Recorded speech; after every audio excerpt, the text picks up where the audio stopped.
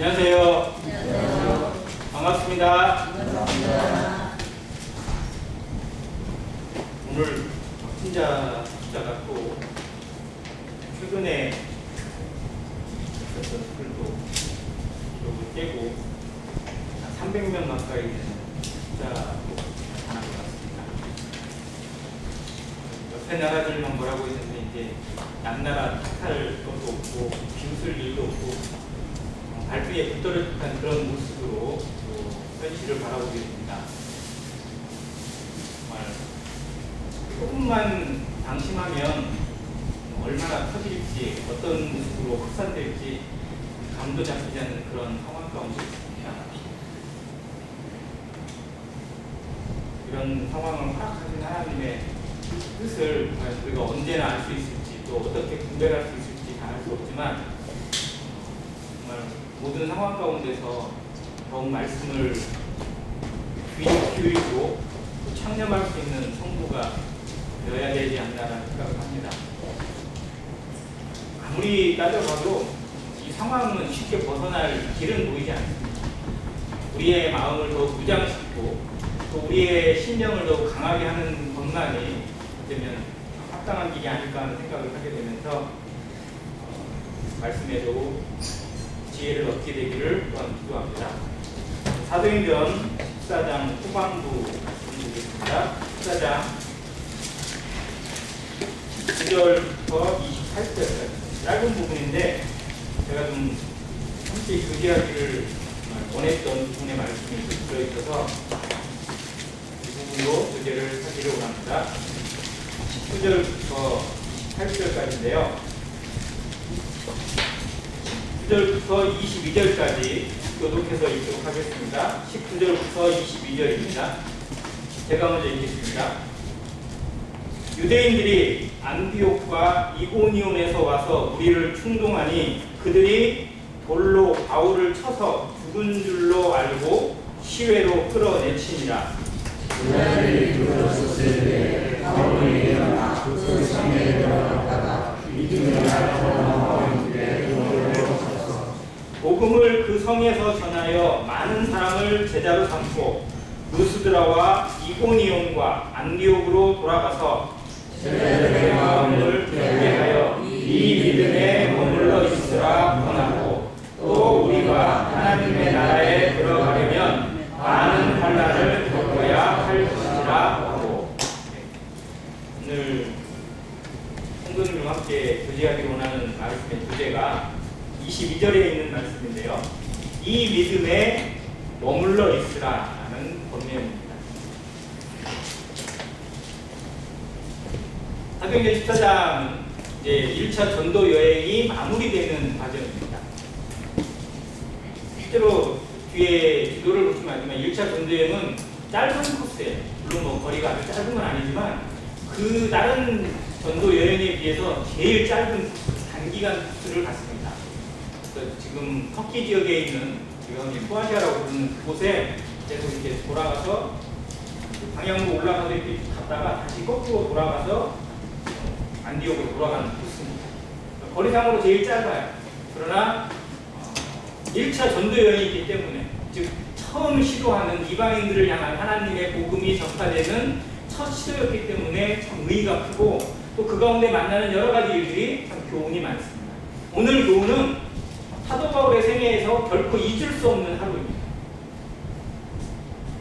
그의 생애가 정말 파란만장한 생애고 또 그의 전 생애를 통해서 하나님이 정말 놀라운 일들을 경험하게 하셨지만 이날 이루어진 경험은 아마 그의 생애에서 두고두고 잊을 수 없는 하루였을 거라는 생각을 하게 됩니다.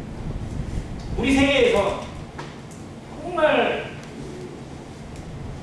단 하루 절대 잊을 수 없고 가장 기억에 남고 가장 또 어떻게 보면 마음에 벅차고 또 그런 하루를 꼽으라면 언제가 될까요? 뭐 이런 생각도 한번 해보게 되는데 사도 바울이 이제 루스드라에서 있었던 일을 지난주에 말씀드렸는데 안전뱅이를 이렇게 세웠어요. 그에게 하나님을 믿는 믿음이 구원받을 만한 믿음이 있음을 보고 큰 소리로 불러서 일어나라고 했을 때 그가 일어났습니다. 그 일로 인해서 갑자기 온 성내가 소동을 하면서 이 사람들이 신들이 우리 형상을 입고 내려왔다고 해가지고 막 우상 숭배하려고 하는 엉뚱한 일이 벌어지게 돼요. 그때 그들이 옷을 찢으면서 그들을 뜯어 말립니다. 말리고 우리는 사람이다. 너희들은 지금 헛된 우상에 빠져있고 그것을 깨우치게 하기 위해서 그것을 바로 알게 하기 위해서 우리는 복음을 전하는 것이다 라고 그들을 말려서 복음을 전합니다. 근데 그들에게 제대로 된 복음이 접하되기 전에 일이 생겼는데 무슨 일이냐면 19절에 유대인들이 어디서 오냐면 안디옥과 이고니온에서 옵니다. 지금 이곳 두 군데가 어디냐면 사도 바울이 거쳐온 곳이에요. 비시디의 안디옥을 거쳤고 그 옆에 이고니온을 거쳐서 왔습니다. 이고니온에서 복음을 전하고 제자들을 모았을 때 그 사람들이 이 사람들을 쫓아내기 위해서 돌을 들어서 치려고 했을 때 이 루스드라고 피신을 했거든요. 근데 저 루스드라에 가서 또 복음을 전한다는 소식을 들은 유대인들이 사람들을 동원해가지고 그 이고니온에서부터 또 안디옥에서부터 이고니온까지가 약 120km고요. 이고니온에서 이곳 지금 루스드라까지는 약 한 50km가 넘습니다. 그러면 저 안디옥부터 온 사람들은 실제로는 아무 상관없는 거예요. 어떻게 보면 뭐 180km 정도, 100, 그 정도 떨어졌으면 그때 당시의 상황에서는 그냥 신경 쓰지 않아도 되거든요. 근데 유대인들의 집요함이 이 정도 가만히 안 두는 거예요. 즉 그들의 마음속에 어떤 마음이 드냐면 사도 바울이 하는 원래 그들의 사울이죠. 지금 우리는 바울을 믿고 있지만 그들의 입장에서는 사울이 가는 길에는 무슨 수를 써라도 정말 가만히 두지 않겠다라는 그런 작정된 마음이죠. 왜냐하면 그들에게 있어서 최고의 배신자로 여겼어요.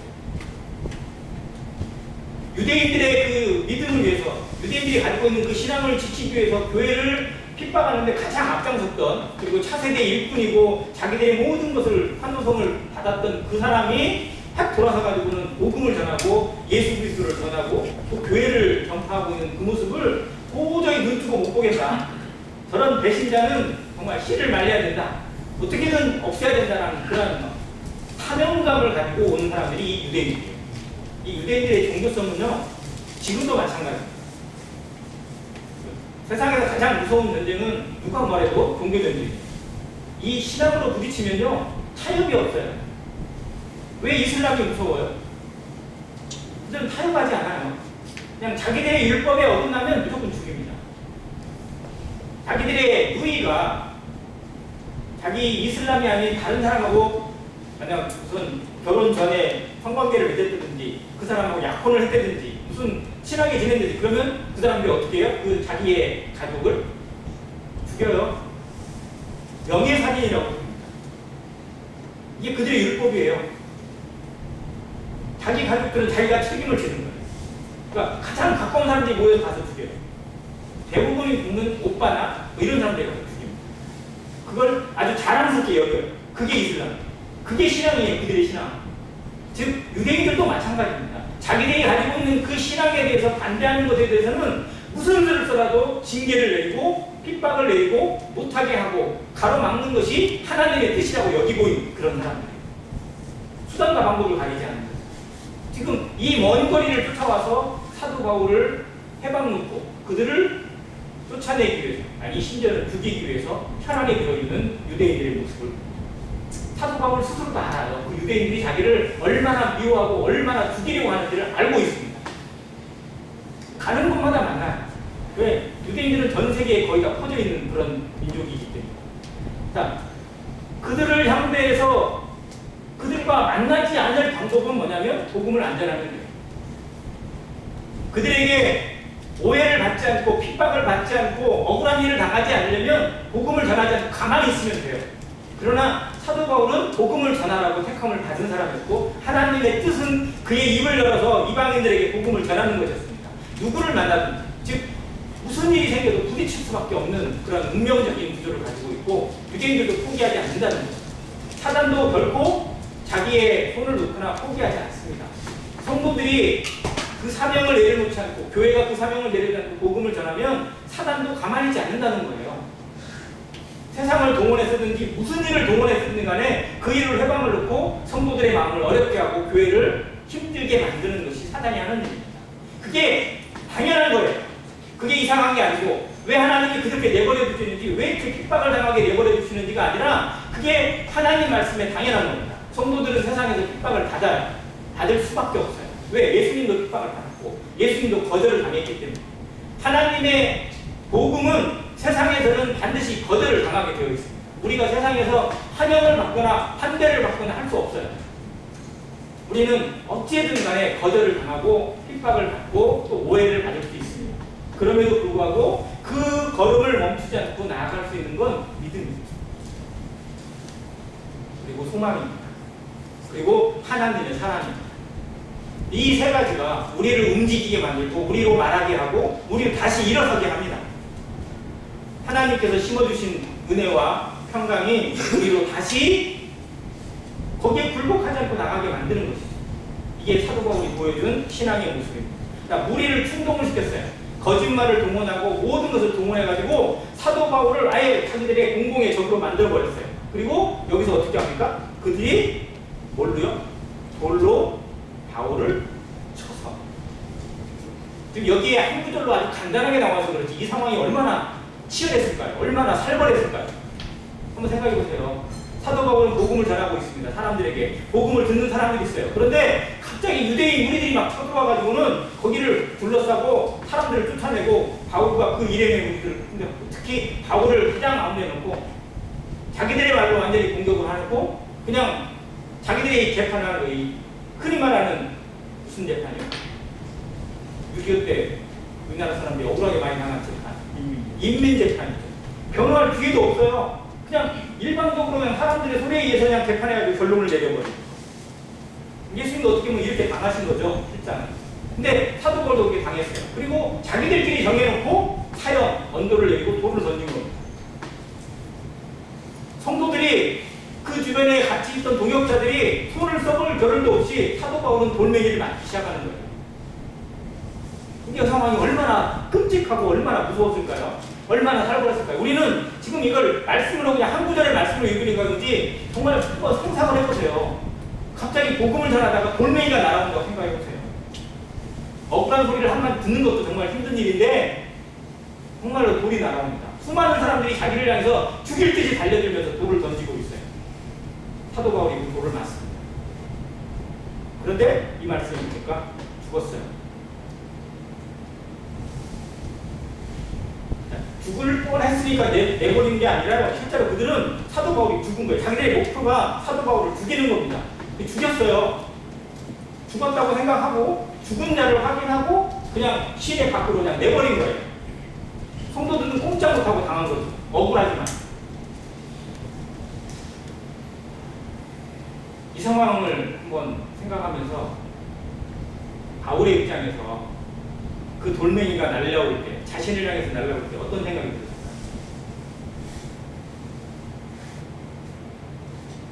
그때 누가 떠올랐을 것 같아요? 누가 떠올랐을까요? 스데반이 떠올랐을 거예요. 자기가 스데반이 죽인지 앞장섰거든요. 그 사람들의 옷을 감았고 저 사람은 죽어 마땅하다. 죽여도 된다라고 어떻게 보면 자기의 그 권위로 스데반을 죽이는 일에 앞장섰어요. 그리고 스데반이 돌을 맞아 죽었습니다. 그걸 통쾌하게 여겼어요. 그 옛날 이 바울이 그랬던 사람이에요. 자기와 그렇게 잘 알고 전에 한번 얘기했죠. 동문사귀었던 사이라고 알려져 있어요. 스데반하고. 그러니까 그랬던 스데반이 복음을 전한다는 이유로 돌멩이 맞아서 사람들에게 처참하게 죽어가는 모습을 그가 봤어요. 그러면서 그때 스데반이 죽는 건 당연하다고 여겼어요. 그런데 이제 거꾸로 본인이 돌을 맞습니다. 근데 스데반이 죽어갈 때 어떻게 죽었는지 바울 자신이 봤잖아요.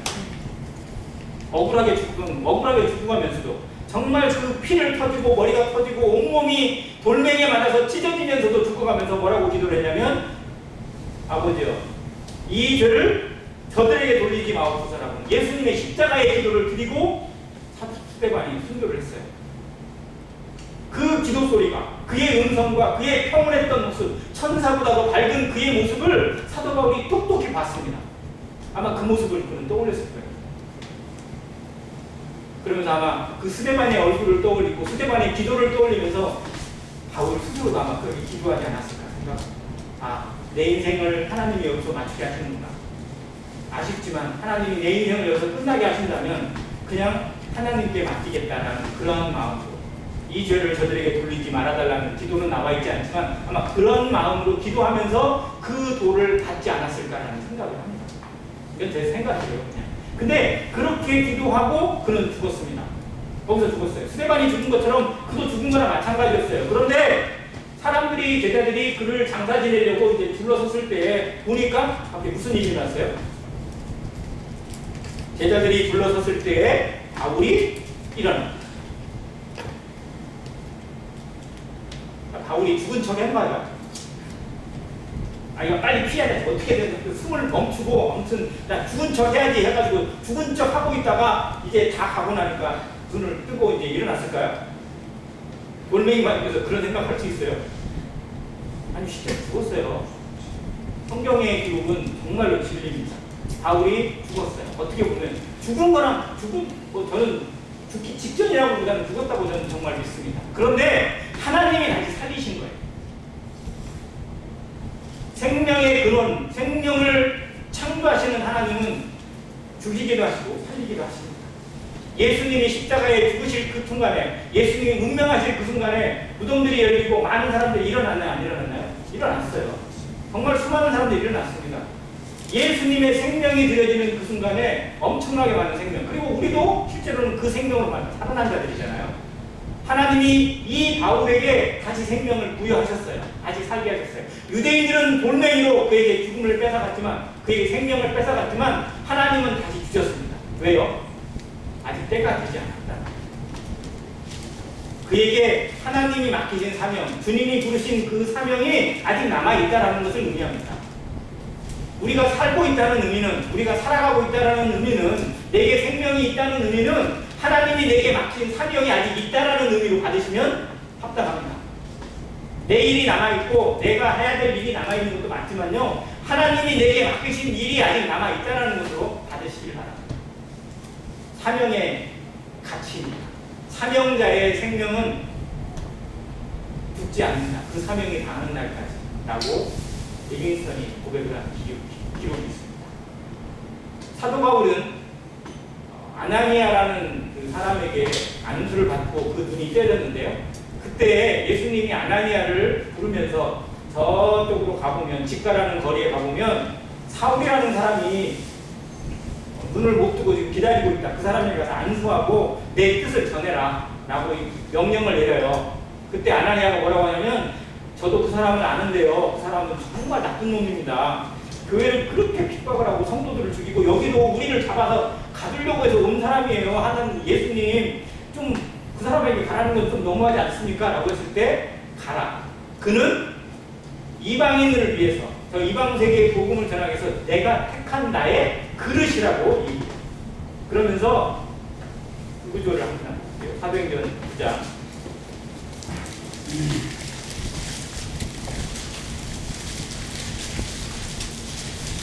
15절과 16절입니다. 사도행전 9장 15절, 16절. 주께서 이르시되 가라, 이 사람은 내 이름을 이방인과 임금들과 이스라엘 자손들에게 전하기 위하여 택한 나의 그릇이라. 그가 내 이름을 위하여 얼마나 고난을 받아야 할 것을 내가 그에게 보이리라. 주님의 말씀입니다. 자, 그가 내 이름을 위하여 얼마나 고난을 받아야 할 것을 내가 그에게 보여준다고 말씀하십니다. 하나님의 택한 그릇이에요. 하나님의 복음을 전하기 위해서, 다른 사람에게 복음을 전하기 위해서 택한 그릇이라고 말씀하시면서 그에게 어떤 일이 일어나냐면 얼마나 고난을 받아야 할 것을 내가 보여준다고 말씀하십니다. 자, 그러면 사명을 이루는 것은 결국 뭐냐면 고난이에요. 이 말씀 그대로 비교해보면 사명을 이루는 길이 뭐냐면 고난 속에서 이룬다는 겁니다.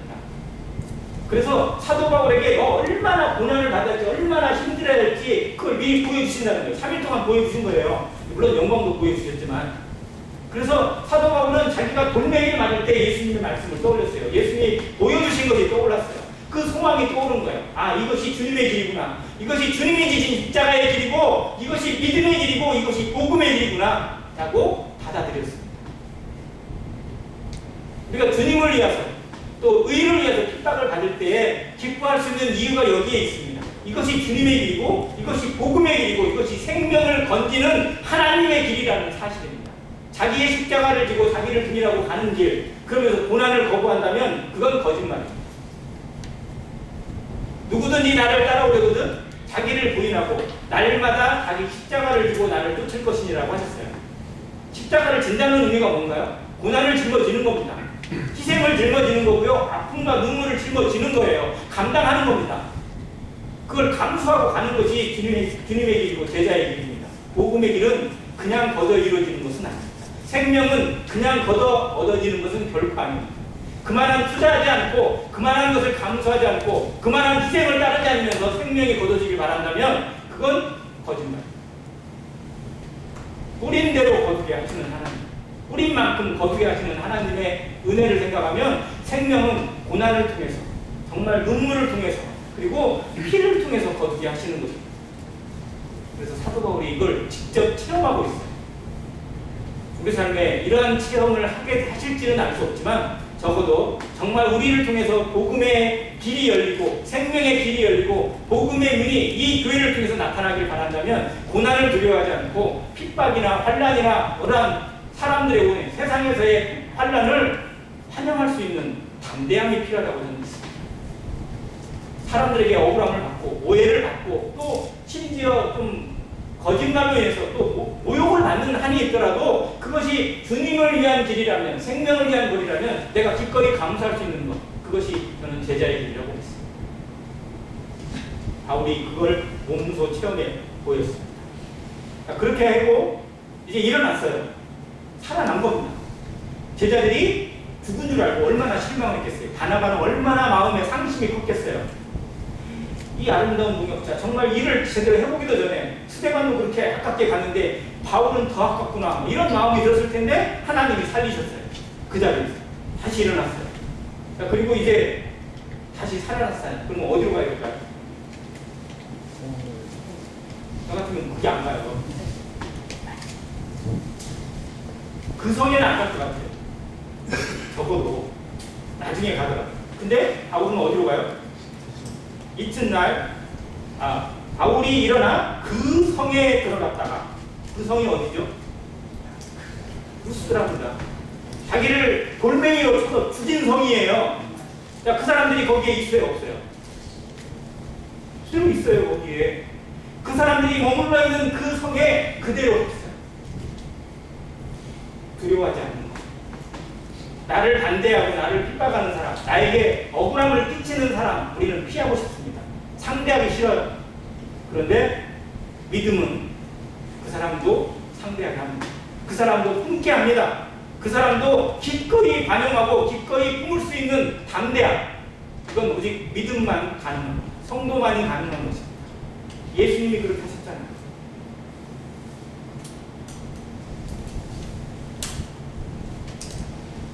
세상의 법칙을 뛰어넘는, 세상의 이치를 뛰어넘는 사랑과 관용, 그리고 그 모든 것을 사도 바울이 여기서 보여줍니다. 그 성에 들어갑니다. 그 사람들을 그대로 상대해서 복음을 전합니다. 왜냐하면 그곳에는 제자들도 있으니까. 그곳에 복음을 전하고 이튿날 다시 어디로 가냐면 더베로 갑니다. 더베는 1차 전도 여행의 마지막 종착지입니다.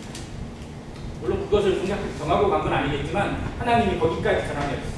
더베는 이 지금 루스드라에서부터 약 90km 정도 떨어진 곳이에요. 상당히 떨어졌어요. 그곳까지 가서 다시 복음을 전하고 그때 21절에 보니까 복음을 그 성에서 전하여 많은 사람을 제자로 삼습니다. 죽었다가 살아난 바울, 죽음을 경험하고 다시 살아난 바울, 이제 두려울 게 없어요. 그전에도 별로 두려움은 없었지만 지금은 이제 모든 두려움을 떨쳐냈어요. 왜? 죽음을 경험했거든요. 뭐가 겁이 나겠어요?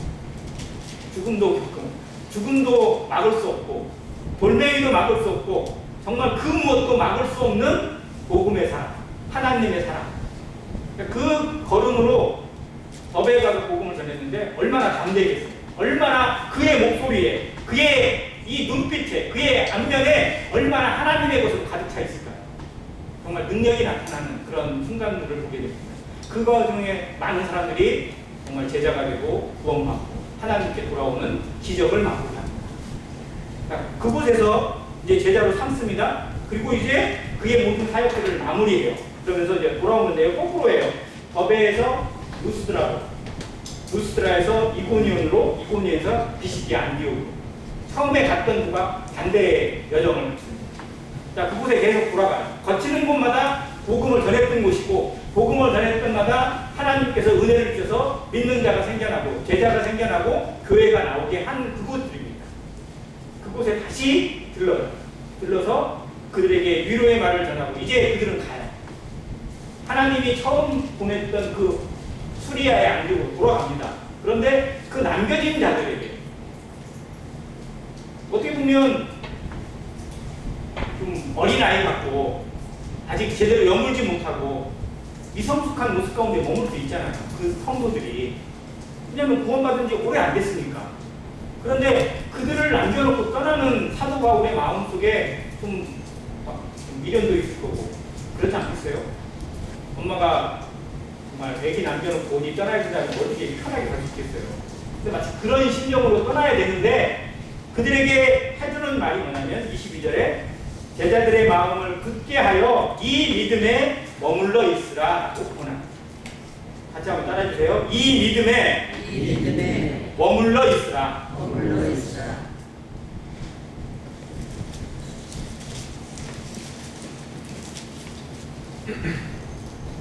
조금 쉽게 생각하면 그냥 가만히 있는 것으로 착각할 수 있어요. 믿음에 머물러 있으라라는 표현을 그냥 다른 거 하지 말고 그냥 가만히 있어. 그냥 중간만 잡고 이렇게 있는 것을 믿음에 머물러 있는 것으로 착각할 수 있어요. 그러나 믿음에 머물러 있으려면요, 믿음은 그냥 가만히 있다고 머물러 있어지는 게 아니에요. 왜냐하면 믿음은 험한 풍파예요. 바다에 배가 가만히 있으면 그 자리에 있나요? 호수에는 배가 거기 있으면 가만히 있을 수 있어요. 호수는. 그런데 풍랑이 치는 바다에 배가 가만히 있으면 거기에 가만히 있을 수 있어요. 어디로 쓸려들지, 아니 쓸려지는 게 문제가 아니고 언제 뒤집어질지 알 수 없어요. 즉 배가 넘어지지 않고 그 자리를 지키려면 어떻게 해야 되냐면 끊임없이 파도와 싸워야 합니다. 어디서 파도가 불지, 얼마나 강한 파도가 불지 항상 예측하고 바라보면서 계속 방향을 잡고 방향을 틀고 또 노를 젓고 이걸 붙잡아야 돼요. 그것이 믿음을 머물러 있는 겁니다. 우리 믿음은 그냥 내버려두지 않습니다. 사단도 가만히 내버려두지 않고 우리 육신도 그냥 내버려두지 않아요. 우리를 자꾸 흔듭니다. 세상이 흔들고 사단이 흔들고 내 자신이 가장 많이 흔들어요. 그런데 어떻게 가만히 있는데 아무것도 안 하고 있는데 그 자리에 머물러 있을 수가 있어요. 계속 떠밀려가게 되어 있습니다. 어디까지 밀려갈지, 얼마나 멀어질지, 얼마나 신속한 모습으로, 얼마나 세상적으로 바뀔지 아무도 장담할 수 없습니다. 신앙은 싸움입니다. 신앙은 줄다리기입니다. 신앙은 씨름입니다. 붙잡지 않으면, 계속해서 맞서 싸우지 않으면, 계속해서 그 상대의 힘을 이용해서 상대의 공격이나 이런 것들을 대항해서 계속 버텨내지 못하면 그 자리에 머물러 있을 수가 없어요. 그래서 믿음은 싸움입니다. 믿음은 버티는 겁니다. 이 믿음에 머물러 있으라고 하는 이 단어는 사도 바울 스스로가 겪어본 일이고 그리고 너무나 체험했던 일이에요. 그래서 그들에게 권합니다. 믿음에 머물러 있으려면, 그 믿음을 지키려면, 그 믿음에서 버티려면 그들에게 필수적으로 뭐가 기본이 되어 있어야 돼요? 무엇이 기본이 되어 있어야 버틸 수 있을까요? 말씀입니다. 말씀이 기본이 되지 않으면, 말씀이 그의 양식이 되지 않으면, 말씀이 바탕이 되지 않으면 그 무엇도 그들을 그 믿음에 세울 수 없습니다. 지금보다 당시에는 말씀이 귀했어요. 성경이 자체가 귀했습니다. 성경을 우리처럼 이렇게 정말 개인적으로 또 쉽게 누구라도 볼 수 있는 그런 것으로 여겨져 있는 그런 시대가 아닙니다. 회당에 한두 개나 있을 정도. 개인적으로 성경을 가지고 있지를 못해요. 즉 그들에게 있어서 개인 신앙이라는 단어가 거의 없습니다. 왜냐하면 말씀을 들을 수 없고 말씀을 읽을 수가 없어요. 즉 그들이 말씀을 듣고 말씀을 읽으려면 어떻게 돼요? 모여야 돼요. 즉 이들이 신앙을 지키고 믿음에 머물러 있으려면 계속 모이는 일을 힘써야 되고 모여서 하나님의 말씀을 낭독하고 묵상하고 들려주고 그것을 공부하고 그걸 배워야 합니다. 그 일에 머물러 있으라는 거예요. 교회를 그렇게 해서 모이게 하고 그들 중에 지도자를 세웁니다. 여기 장로를 세웠다고 그렇게 있습니다. 장로들을 세워서 그들을 말씀으로 양육하게 하고 돌아보게 하고 또 어떤 환난 가운데도 버틸 수 있도록 위로하게 합니다. 이것이 믿음에 머물러 있는 비결입니다. 이 시대는 어떻게 보면 훨씬 더 유리한 조건에 있어요. 이 시대와 비교해서. 왜? 개인적으로 전부 다 말씀 다 하잖아요. 다 갖고 있잖아요. 그리고 여기 성경에만 있나요? 스마트폰에 켜보면서 그냥 유튜브나 뭐 GMTV나 또 다른 뭐 기독교 방송 얼마나 많습니까? 뭐 GMTV 말고도요 정말 들을 만한 그런 그 유튜브 채널이나 이런 것들 정말 많습니다. 교파교회 목사들 중에서도 물론 정말 엉터리 같은 사람도 있지만요 정말 참고하고 들어볼 만한 목사들도 참 많이 있습니다. 저도 개인적으로 어떤 목사들의 설교나 이런 것들은 즐겨 듣습니다. 우리의 어떤 복음의 내용하고 전혀 다르지 않고요. 참 공부할 만한 것도 참 많이 있어요.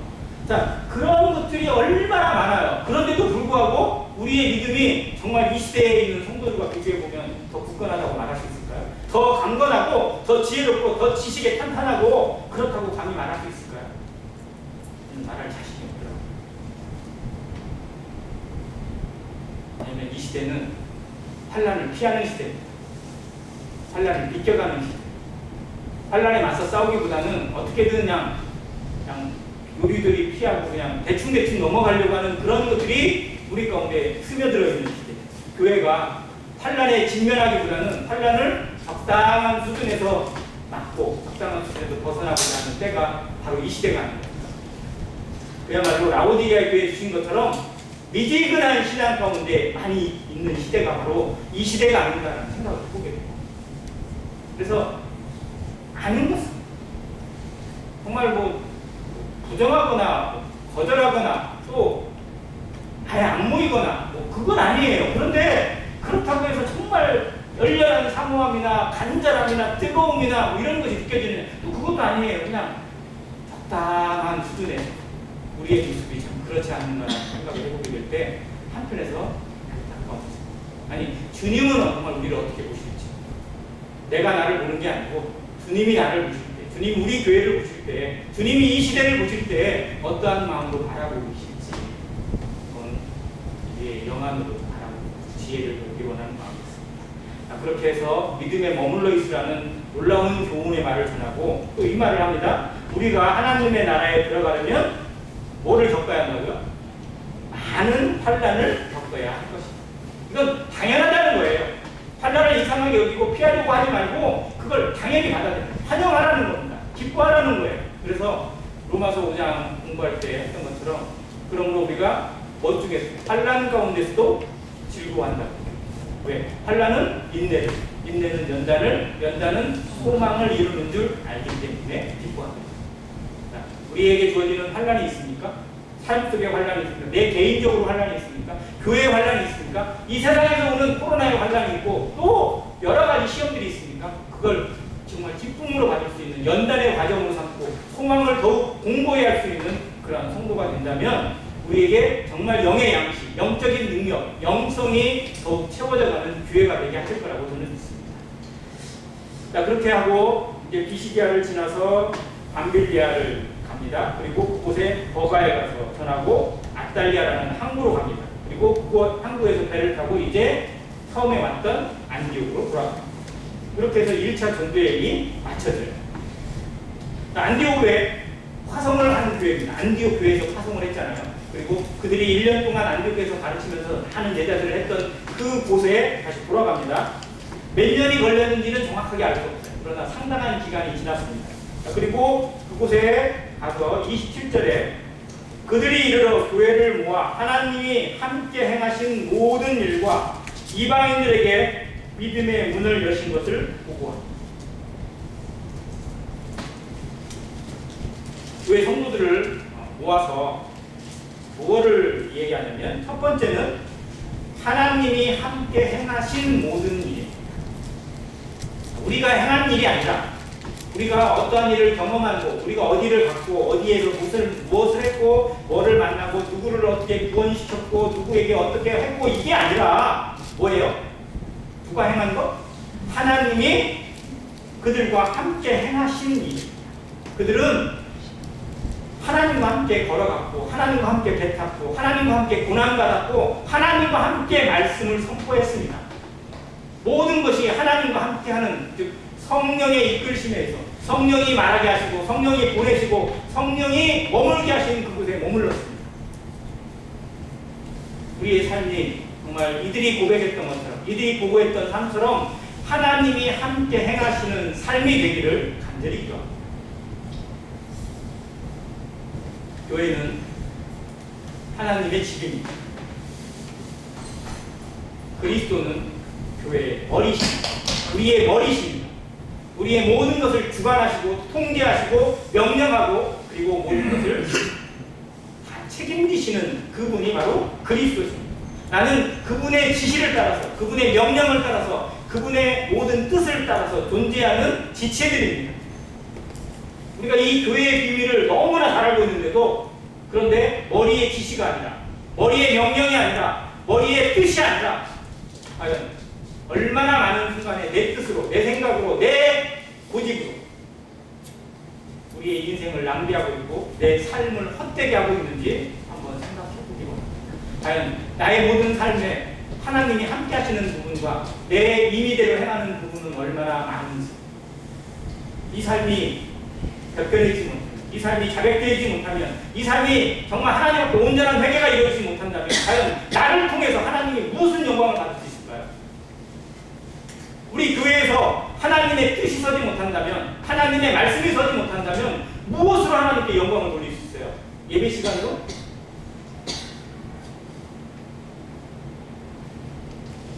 가장 중요한 건 하나님이 하셨느냐, 내 인생을 과연 내가 주장했는지 하나님이 주장하고 계시는지, 성령이 이끄시는 것인지 내 뜻이 주장하고 있는 것인지, 우리는 이 싸움을 마지막 순간까지 해야 합니다.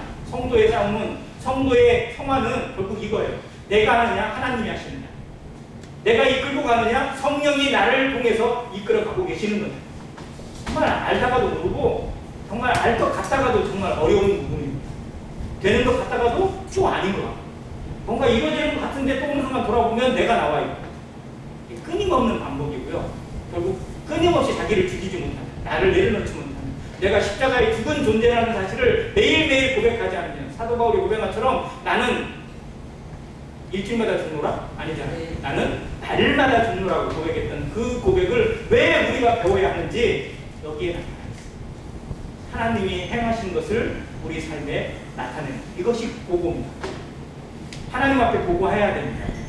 내 인생을 보고해야 돼요. 어떻게 살아왔는지, 하나님이 맡기신 것들, 하나님이 맡긴 달란트, 하나님이 맡기신 모든 재물들, 그걸 어떻게 관리했고 어떻게 썼고 어떻게 하나님께 돌렸는지 보고해야 될 때가 옵니다. 네, 내가 한 것인지 하나님이 나와 함께 하셔서 나를 통해서 행하신 것인지 어떻게 보고하실 건가요? 그것을 기억하고 정말 그 가운데 두렵고 떨림으로 우리의 구원을 이뤄가는 성도가 되어야 된다는 생각을 하게 됩니다. 그리고 하나님이 이방인들에게 이 믿음의 문을 활짝 열어주셨습니다. 이 1차 전도여행을 통해서 정말 하나님이 이방인들을 얼마나 기뻐하시고 얼마나 그 일을 하나님께서 손꼽아 기다리셨는지를 그들이 확인해요. 이 기쁨이 온 세상에 퍼져나가게 되는 계기가 만들어집니다. 그래서 선교의 문이 열리고 전도의 문이 점점 활짝하게 열리면서 터키뿐만 아니라 소아시아뿐만 아니라 온 지역으로, 전 세계로, 땅끝까지 이르러 복음이 전파되게 하시는 하나님의 역사가 여기서부터 활발, 정말 불꽃처럼 퍼져나가게 되는 과정을 보여주시죠. 그래서 이 먼 대한민국에도 정말 우리가 어떻게 보면 이 복음하고 무슨 상관이 있어요?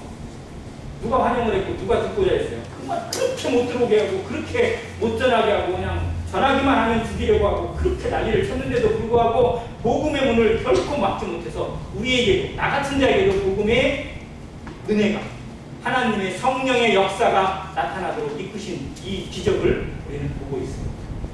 이 은혜가 나로부터 막히고 우리 시대에 막히는 것이 아니라 정말 누구에게든지 어떤 사람에게든지 평만하게 전파될 수 있도록 기도하는 안현교회 성도가 되기를 간절히 바랍니다. 이상입니다.